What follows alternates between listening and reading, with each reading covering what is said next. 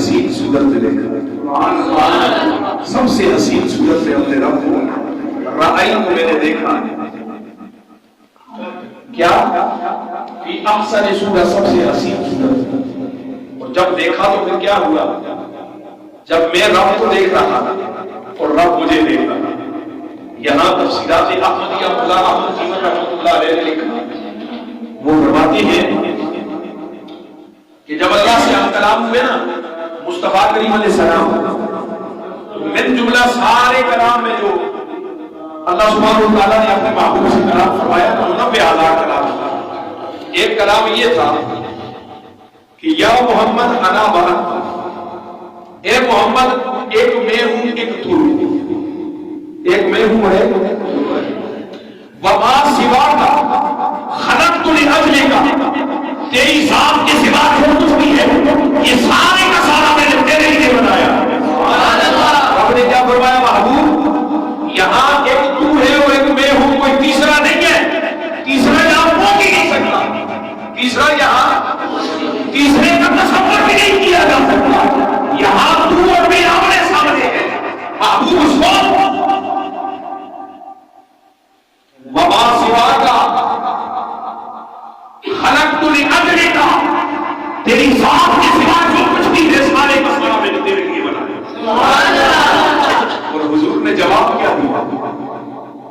حضور نے جواب کیا دیا اللہ کی بارگاہ میں؟ یا ربی انا وانت، اے میرے رب ایک تو ہے اور ایک میں ہوں، ایک تو ہے اور ایک میں ہوں، کوئی تیسرا موجود نہیں. وما سوا کا، جو کچھ بھی میرے اللہ تیری ذات کے سوا ہے ترکت لاجلک، میں نے تیری خاطر چھوڑ دیا. اللہ نے کیا فرمایا؟ محبوب سب کچھ تیرے لیے بنایا ہے. حضور نے فرمایا اے پروردگار میں نے تیری محبت میں سب کچھ چھوڑ دیا، میں نے تیرے لیے سب کچھ چھوڑ دیا. ترکت لاجلک، تیری ذات کے لیے سب کچھ میں نے ترک کر دیا. تو اب حضور فرماتے ہیں رائی ربی فی احسن صورت، میں نے رب کو حسین صورت میں سب سے پیاری صورت میں دیکھا. تو کیا ہوا؟ فرماتے ہیں جب میں رب کو دیکھ رہا تھا رب مجھے دیکھ رہا تھا، ہم آمنے سامنے تھے. رأیت ربی فی احسن صورت، اس حال میں کہ ہم ایک دوسرے کو دیکھ رہے تھے. فوضع یدہ علی کفیہ، رب نے اپنی قدرت کا ہاتھ میرے دونوں ہاتھوں کے درمیان رکھا. اپنی قدرت کا ہاتھ، دستے قدرت میرے کندھوں کے درمیان رکھا. فبرتہا فی صدیہ، میں نے اس ہاتھ کی ٹھنڈک کو اپنے دونوں سینوں میں محسوس کیا. میں نے اپنے سینے میں اس ہاتھ کی ٹھنڈک کو محسوس کیا. اور جب اس ہاتھ کی ٹھنڈک مجھے میرے سینے میں محسوس ہوئی تو پھر کیا ہوا؟ فعلمت ما فی السماوات و ما فی الارض، پھر زمین و آسمان میں کوئی ایک چیز بھی ایسی نہیں تھی جس کا مجھے علم نہ رہا ہو. کائنات کی ہر چیز کا مجھے علم عطا ہو گیا.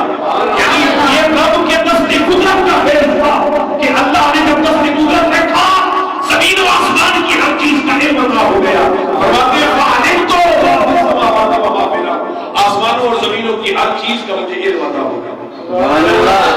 رب کو سر کی آنکھوں سے دیکھ کے حضور تشریف لائے، سر کی آنکھوں سے دیکھ کے حضور تشریف لائے. موسیٰ علیہ السلام اصرار تو کیا تھا لیکن ایک تجلی برداشت نہ کر سکے. یہ وہ کمال ہے جو کسی نبی کو مانگنے پر بھی عطا نہیں ہوا.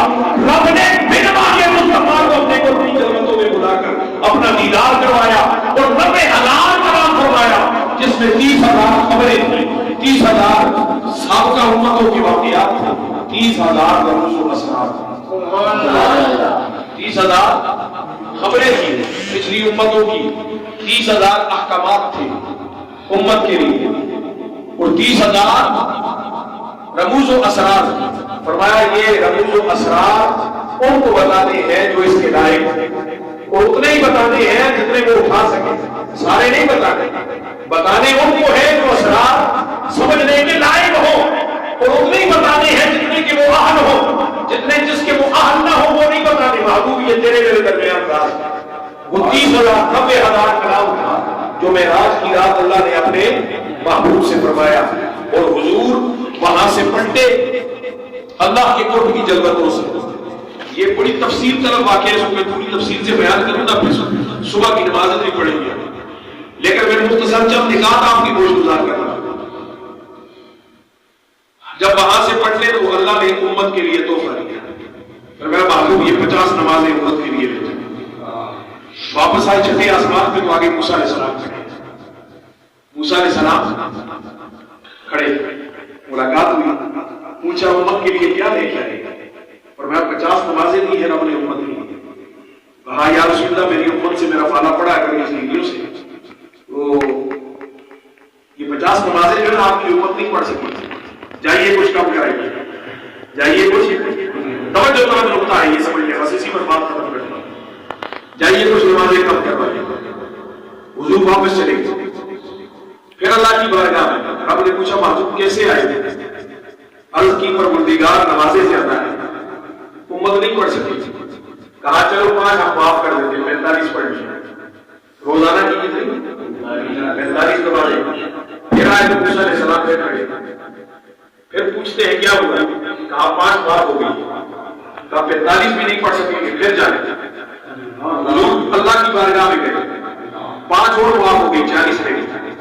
واپس آئے تو موسیٰ علیہ السلام پھر وہی کھڑے، پھر وہی کھڑے۔ اب پھر کہتے ہیں اصرار کرتے رہے، بار بار حضور کو لوٹاتے رہے کہ جائیں کم کروائیں، حضور جاتے رہے، 5 نمازیں معاف ہو گئی، کتنی 5 معاف ہو گئی، 9 مرتبہ حضور گئے اللہ کی بارگاہ، رب سے ہوتے وہاں سے پلٹ کے آتے ہیں تو موسیٰ علیہ السلام سے ملتے ہیں، یہ پھر واپس بھیج دیتے ہیں جائیں 1 مرتبہ اور معاف کروا دیں۔ اور ویسے 9 مرتبہ حضور گئے نا، اگر 1 مرتبہ حضور اور چلے جاتے ہو تو رگوں کی جان ہی ہو جائے، نہ 5 باقی رہتی اور نہ پڑھ 5 رہ گئی، تو فرمایا اب جاتے ہوئے شرم آتی ہے، موسیٰ اب نہیں جا سکتا، اب رب کی بارگاہ میں جاتے ہوئے شرم آتی ہے۔ ادھر پروردگار کی بارگاہ سے اعلان ہوا محبوب گھبرانا نہیں، یہ 5 پڑھیں گے، حضرت کو صاحب 50 کا عطا کیا کرے، ہمارا کوئی بدلتا نہیں ہے، تیرے کہنے پر ہم نے 50 معاف کر دی ہے، 45 معاف کر دی ہے، یہ 5 پڑھ لیا کریں گے، ہم ان کو ثواب 50 نمازوں کا دیا۔ اب یہاں ایک نقطہ ہے، کیا اللہ کو نہیں پتا تھا کہ میرا محبوب جائے گا نہیں، اسے واپس کر دیں گے؟ تو یہاں سے آتے ہیں پھر جاتے ہیں، پھر آتے ہیں پھر جاتے ہیں، پھر آتے ہیں، 9 چکر لگتے ہیں۔ اللہ پہلے ہی فرما دیتا کہ محبوب ایسا ہونا ہے، 45 میں معاف کرنی ہے، 5 ہی رہ جانی ہے، لہذا جا 5 ہی 45 ہم معاف کر دیں گے۔ کیا وجہ کہ حضور بار بار جاتے رہے اور واپس آتے رہے اور 5 معاف ہو گئے؟ اس کی ایک نفیس وجہ حکمت اور نقطہ جو ہے نا وہ مفسرین کرام نے لکھا ہے کہ موسیٰ علیہ السلام کی حسرت دل میں رہ گئی تھی، رب کو دیکھ نہیں سکے، آج یہاں چھٹے آسمان پہ بیٹھا دیا، چھٹے آسمان پہ۔ پہلے آپ ایک مثال سنیں، یہ بات ذہن میں رکھیں، ایک مثال سنیں۔ لوہا کیسے رنگ ہوتا ہے؟ کالے رنگ، لوہے کا رنگ کالا ہوتا ہے۔ اس لوہے کو رکھ دیں آپ آگ میں کچھ دیر کے، تو جب آگ سے باہر نکالیں گے تو رنگ کیسا ہوگا؟ لال، اس کا رنگ بھی کچھ ہوتا ہے، اس میں حرارت بھی ہوتی ہے، روشنی بھی ہوتی ہے، آگ لگاؤ تو جلاتا ہے، بالکل سارے آگ والے کام کرتا یا نہیں کرتا؟ جب تک آگ کا اثر اس میں رہتا ہے وہ اسی طرح سرخ بھی رہتا ہے، جلاتا بھی ہے اور گرم بھی رہتا ہے۔ یہ قربت کی آگ کے لوہے سے اگر کوئی پوچھے لگے تو کالا تھا سرخ کیسے ہو گیا، تو وہ کہے گا مجھے آگ کی سنگت میں، اس کی قربت میں رہنا نصیب ہوا ہے، اس لیے آگ والا اثر جو ہے وہ مجھ میں بھی آ گیا۔ بس یہی بات یہاں اس معراج کی رات بھی تھی، یہی بات کہ موسیٰ علیہ السلام ڈائریکٹ تو نہ دیکھ سکے، ڈائریکٹ نہ دیکھ سکے، حضور جاتے ہیں رب کے پاس تو وہاں چمکتے ہیں، چمک کے واپس آتے ہیں، موسیٰ دیکھ کے اپنی پیاس بجھاتے ہیں۔ اس لیے بار بار کہتے ہیں کہ جائیے کچھ اور کم کروائیے، حضور کی بارگاہ میں بار بار ہم کہتے ہیں یا رسول اللہ جائے کچھ اور کم کروائیے۔ ان کو اپنی تسکین کرنی ہے، اپنی تسکین کا سلام کرنا ہے، ان کو ہماری نمازوں سے کیا لینا دینا؟ رب 50 کہتا تو موسیٰ علیہ السلام فرما رب 5 دیتا تو موسیٰ علیہ السلام کو کیا فرما وہ تو اپنے جذبات کی تسکین کے لیے کھڑے تھے کہ مصطفیٰ رب کو دیکھ کے آئیں گے، میں چہرہ وقتہ کو دیکھوں گا، میرے جذبات کی میرے احساسات کی تسکین ہوتی جائے گی، خوشی رہے گی۔ اس لیے بار بار کہتے رہے اپنی بارگاہ میں جائیں اور کم کروا کے آئیں۔ حضور گئے 9 مرتبہ اور موسیٰ دیکھتے رہے، بار بار جاتے رہے، حضور رب کے قریب ہو کے آتے رہے اور موسیٰ علیہ السلام جناب محمد رسول اللہ کو دیکھتے رہے۔ اور حضور علیہ السلام نے خود اعلان فرمایا من رآنی فقد رأى الحق، جس نے مجھے دیکھا اس نے حق کو دیکھ لیا، مجھے دیکھا اس نے حق کو دیکھ لیا۔ اور خدا کا یہی ہے در، نہیں اور کوئی بفر مکر، جو وہاں سے ہو یہ علاقے ہو، جو یہاں نہیں تو وہاں نہیں۔ جس نے رب کو دیکھنا ہو وہ آمنہ کے نام کے اسے وقتہ کو دیکھے، یہ وہ آئینہ ہے جس آئینے میں پروردگار کی جلوے پروردگار کی جلوے ہوا وقت جس کے رخ وقتہ میں نظر آتے ہیں، اس کا نام محمد رسول اللہ صلی اللہ علیہ وسلم ہے۔